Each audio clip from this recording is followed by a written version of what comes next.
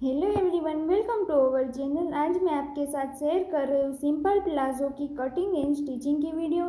तो देखिए, उसके लिए यहाँ पर हमने रियोन फैब्रिक लिया है।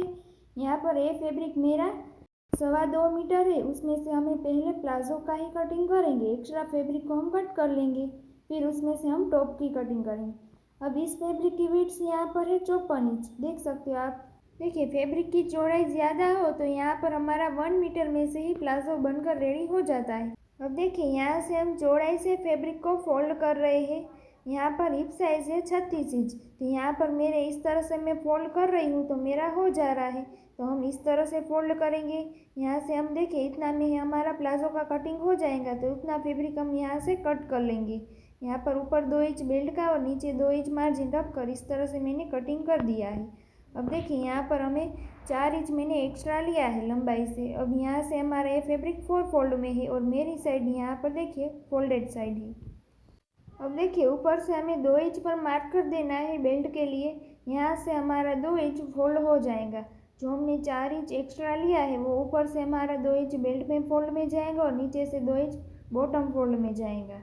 तो देखिए, इस तरह से हमारी जितनी रेडी लेंथ हो उसमें हमें सिर्फ 4 इंच ही बढ़ाकर कटिंग कर देना है। अब यहाँ पर हमारे प्लाजो की रेडी लंबाई है 38 इंच, तो हम 38 इंच पर मार्क कर लेंगे और यहाँ से भी हम लाइन बना देंगे।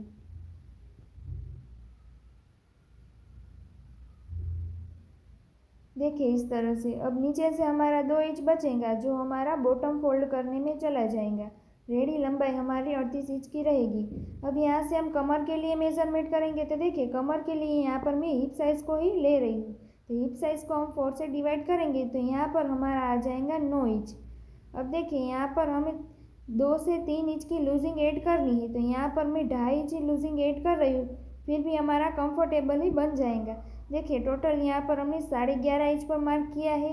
अब 2 इंच बेल्ट का निकाल कर यहाँ से हमें आसन के लिए मेजरमेंट करना है। तो यहाँ से भी हमारी जितनी हिप साइज़ है उसको 4 से डिवाइड करना है। 36 की हिप साइज़ को 4 से डिवाइड करेंगे। 9 इंच प्लस 2.5 इंच की यहाँ पर भी लूजिंग ऐड की है और आधा इंच मार्जिन ऐड कर टोटल हमने 12 इंच पर मार्क कर दिया है। अब यहाँ से भी एक लाइन बना लेंगे। अब नीचे से भी देखिए, यहाँ से लाइन बनाएंगे और यहाँ से हम आसन का शेप बना देंगे। देखिए, इस तरह से राउंड में शेप बना लेंगे। इस साइड से हमने 1.5 इंच एक्स्ट्रा रहा था, वहाँ से हमने शेप बनाया है। अब देखिए, ऊपर 2 इंच फोल्ड हो जाएंगे और नीचे बॉटम फोल्ड हो जाएंगी। और यहाँ पर हमने कमर के लिए मेजरमेंट की थी हिप साइज़ की, उसको 4 से डिवाइड करके 2.5 इंच का लूजिंग, और यहाँ पर आसन के लिए भी हिप साइज़ को 4 से डिवाइड करके 2.5 इंच का लूजिंग और आधा इंच मार्जिन ऐड कर इस तरह से मार्किंग कर दी है। अब यहाँ से हमें बॉटम राउंड देखिए रेडी है 20 इंच का, उसको 2 से डिवाइड करेंगे। 10 इंच प्लस 1 इंच मार्जिन का ऐड करते हुए 11 इंच पर मार्क कर देंगे और इस मार्क को आसन के पास से मिला लेंगे।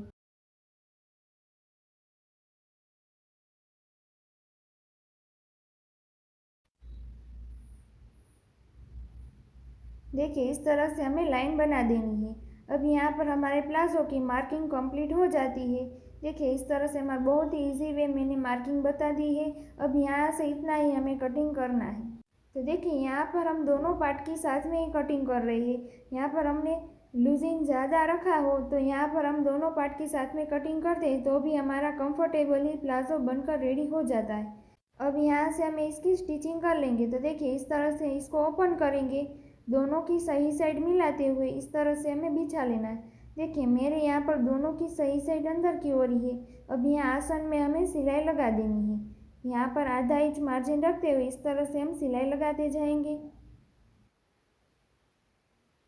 देखिए, यहाँ से हम 2 बार सिलाई लगाकर पक्की वाली सिलाई लगा लेंगे। अब इसी तरह से दूसरे साइड से भी सिलाई लगा लेंगे।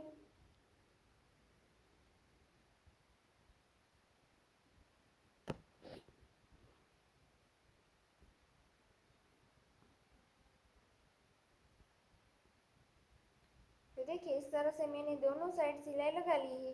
अब यहाँ बीच में से इसको इस तरह से ओपन कर लेंगे। तो देखिए, इस तरह से हमारे दोनों पार्ट रेडी हो जाता है।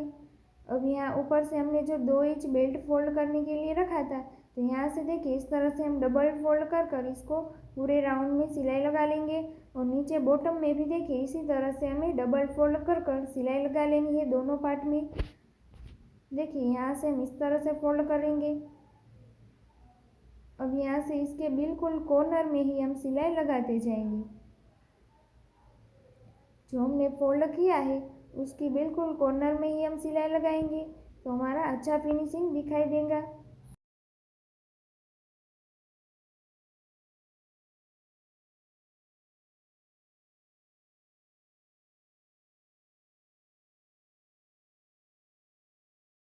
देखिए तो इस तरह से पूरे राउंड में सिलाई लगाएंगे और यहाँ पर एक इंच जितना हमें ओपन रखना है।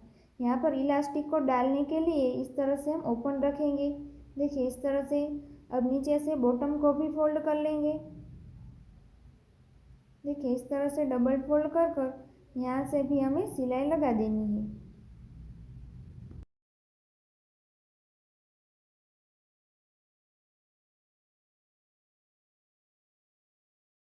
अब देखिए इसी तरह से हमें दूसरे पैर में भी सिलाई कर लेनी है। दोनों साइड हमने सिलाई लगा ली है। अब यहाँ पर हम बेल्ट को अटैच करेंगे। तो देखिए इस तरह से मैंने इलास्टिक को कटिंग कर दिया है।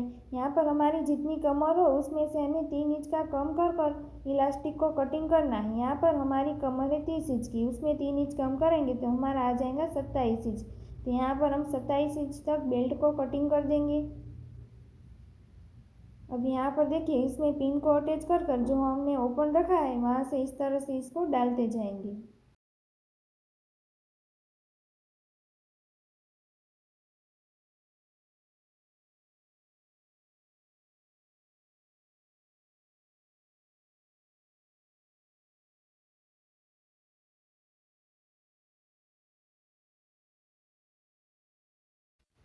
अब देखिए इलास्टिक को इस तरह से खींचेंगे और यहाँ पर फैब्रिक को एक बराबर कर लेंगे। यहाँ पर हमारे फैब्रिक में इलास्टिक की कोई आटी ना आए उसका हमें ध्यान देना है। अब देखिए इलास्टिक को इस तरह से आमने सामने रख कर यहाँ से हम सिलाई लगाएंगे। देखिए इस तरह से हम रखेंगे और यहाँ पर हमें इस तरह से पक्की वाली ही सिलाई लगा देनी है। देखिए इस तरह से। अब यहाँ पर इसको पूरा ही अंदर की ओर जाने देना है। जो हमने ओपन रखा था वहाँ पर भी हम सिलाई लगा लेंगे।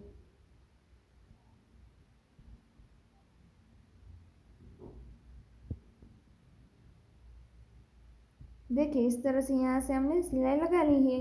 अब यहाँ पर इस तरह से हम दोनों साइड से खींच कर यहाँ पर हमें जो क्रीज दिखाई दे रही है उसको सभी जगह एक बराबर आ जाए उस तरह से खींचेंगे। देखिए अब हमारी सभी जगह एक बराबर आ गई है।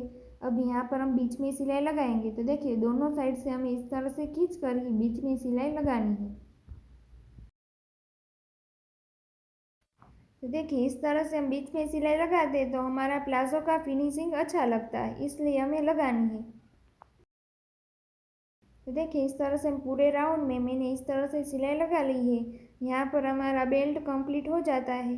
देखिए इस तरह से परफेक्ट फिनिशिंग के साथ हमने अटैच कर दिया है बेल्ट को। अब यहाँ पर बीच में भी हमें सिलाई लगा लेनी है। देखिए यहाँ तक हम सिलाई लगाएंगे। दोनों पार्ट को बिल्कुल साथ में मिलाते हुए यहाँ से हम सिलाई कर लेंगे।